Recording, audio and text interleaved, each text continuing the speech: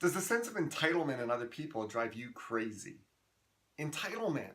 People who want the prize but don't seem willing to work for it is a huge hot button topic in the workforce today. And truthfully, while today it is mostly attributed to generational things where the older generation, the boomers and so on, and veterans and silent generation don't feel the younger generation wants to work for the prize and what they get in life, it's been that way for ages.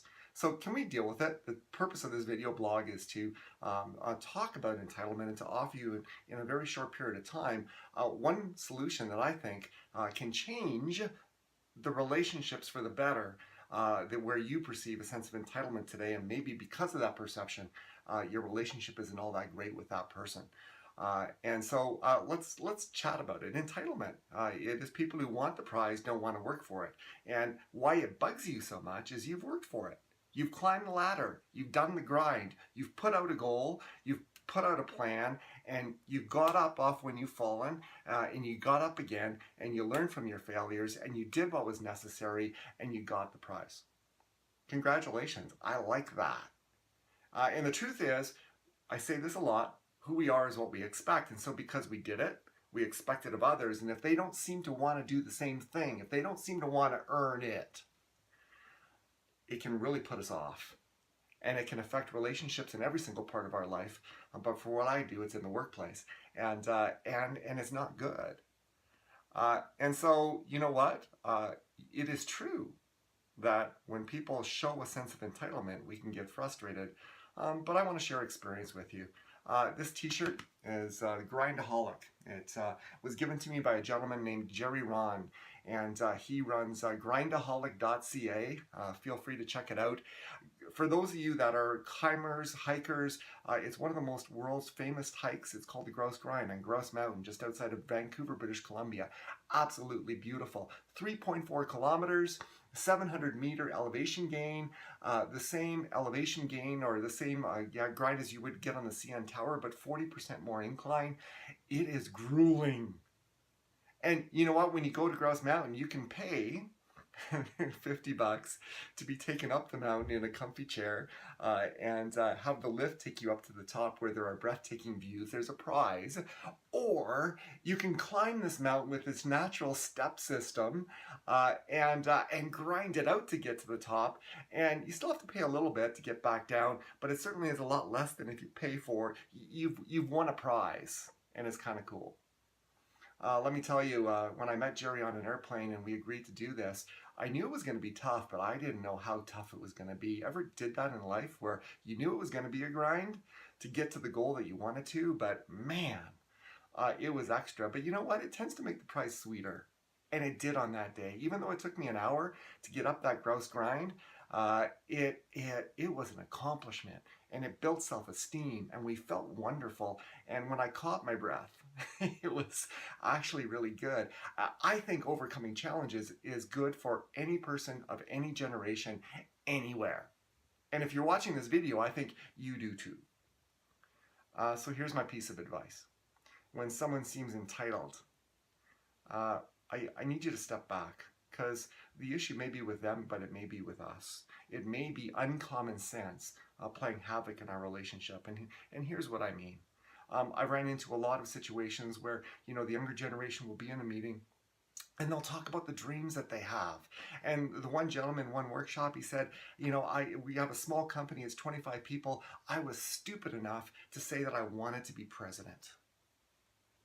And he said, they didn't say anything, but I looked at the facial expressions and the body language of the people around me. And here was a 20-some-year-old kid saying he wanted to be president.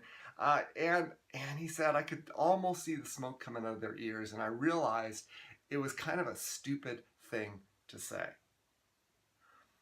Can I say this? Here's the catch. And here's where it is our responsibility. Sometimes, not always, but sometimes, when they say they want it, that's just awesome attitude. Don't you need people in your organization that want to achieve ambitious things? Don't you want people that want to get accomplishments and do things? But the judgment came from a generational perspective that unrightfully, in his case, filled in the blank. He never said that he wanted to be president and not earn it. He just said he wanted to be president. But the judgment around that table came from a generation going, you're just another one of these kids that wants everything without paying the price.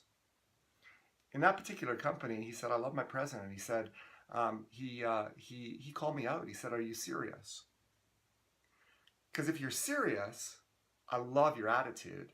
And I will give you 2 hours of my time and we'll lay out a plan, and it's not going to be overnight. It may take 15 years and it may not even be the CEO and president of this particular company, but we'll talk about a pathway, no silver spoons, nothing given to you, earned every single step of the way. We'll outline the grind of what it takes to get there. And then it simply becomes your choice, because if you've got that desire, I like it and I want to support it. I think one solution for dealing with entitlement, and it deals with it either way, whether they're serious or whether they're not, is to, in either case scenario, agree with the vision, partner with them in their enthusiasm, and then empower it by saying, here's what's required, here's the ladder, here's the grind, here's the hard work that needs to be done to get there. If you're excited about it, we're willing to support you. But it needs to be earned every step of the way. This particular young gentleman, he's one of their best employees. He's one of their most hardworking employees. And he did admit that he didn't realize it was going to take that long. But that's not because he didn't want to do it. It's just because we grew up in a generation now where even on the computer, if my email or my computer is like 2 seconds in reacting, that was wonderful in the 80s. I get fed up now. I'm getting entitled. Everything happens in such a rapid pace. But he said, I appreciated him taking the time, and I'm going to work that plan, and I'm going to work hard, and I'm confident he's going to achieve his dream. I think for a lot of you, to be a hero in those relationships where it's affected negatively by you perceiving them with a sense of entitlement, there's 2 steps. Number 1, partner with their dream. Get excited about their excitement. Build enthusiasm for their enthusiasm.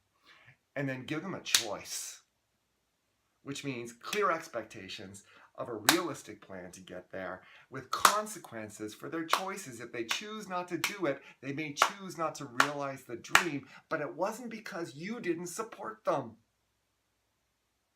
Entitlement. If it's in your life, I challenge you, take one scenario, do a reset, and go back, and you know what, you say, I've been a little bit frustrated and I realized it may be my issue.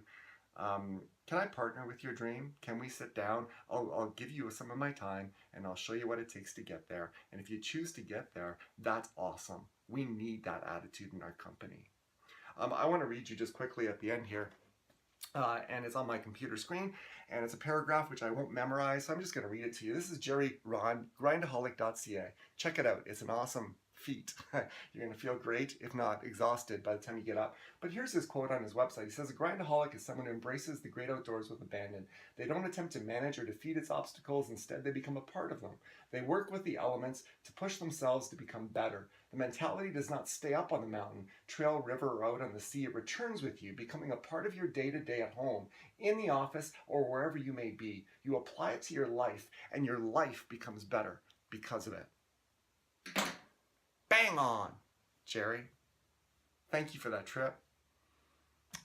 He does guided tours, but that is just so bang on. I think with this new approach to entitlement and the people around you, you're going to create a lot of relationships where life just becomes that much more satisfying, and the results you see are going to inspire everyone in your environment.